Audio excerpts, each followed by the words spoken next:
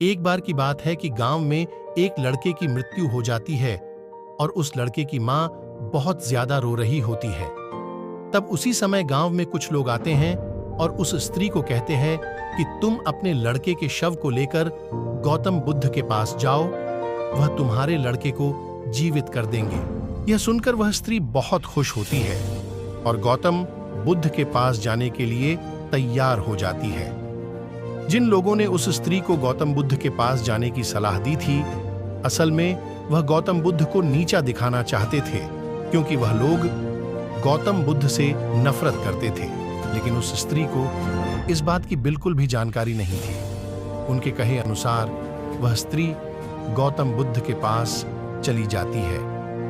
उस समय वहां पर गौतम बुद्ध अपने शिष्यों को उपदेश दे रहे होते हैं।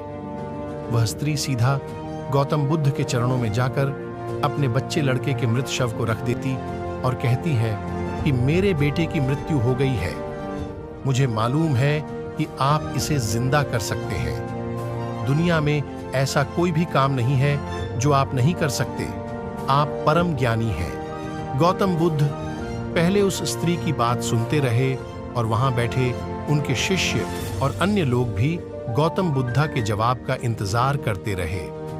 थोड़ी देर बाद गौतम बुद्ध ने कहा कि ठीक है, मैं तुम्हारे पुत्र को जीवित कर दूंगा। यह सुनकर वहां बैठे सभी लोग हैरान हो जाते हैं कि क्या यह संभव है। फिर गौतम बुद्ध मृतक लड़के की मां को कहते हैं कि अपने पुत्र को अगर तुम जिंदा करना चाहती हो तो तुम्हें मेरा एक काम करना होगा। स्त्री कहती है कि आप बताइए, मैं काम करने के लिए तैयार हूं। गौतम बुद्ध उसको कहते हैं कि तुम एक मुट्ठी भर गेहूं लेकर आओ, लेकिन गेहूं उसी घर से लाना है जिसके घर में कभी भी कोई मृत्यु नहीं हुई है।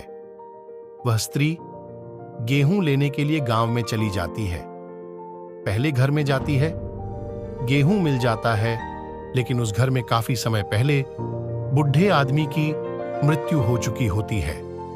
ऐसे करते करते हुए काफी घरों में जाती है, लेकिन सभी घरों में कभी ना कभी किसी न किसी की मृत्यु हुई होती है।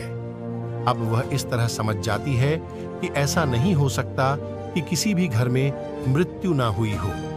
जिस घर में किसी ने अगर जन्म लिया है तो उसकी मृत्यु भी अवश्य हुई होगी। फिर वह स्त्री भी गौतम बुद्ध के पास चली जाती है और वहां जाकर गौतम बुद्ध के चरणों में जाकर बैठ जाती और कहती है कि आपने कुछ भी नहीं कहा, लेकिन मैं सब समझ गई कि जिसका जन्म हुआ है उसकी मृत्यु भी अवश्य होगी। चाहे वह इंसान सुंदर हो, करूप हो, बूढ़ा हो, जवान हो, अगर उसने जन्म लिया है तो उसकी मृत्यु अवश्य होगी। मुझे इस बात का ज्ञान तो था, लेकिन मैं इस बात को मानने के लिए तैयार नहीं थी।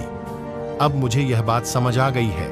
और फिर वह स्त्री वहां से अपने बेटे की लाश को लेकर चली गई।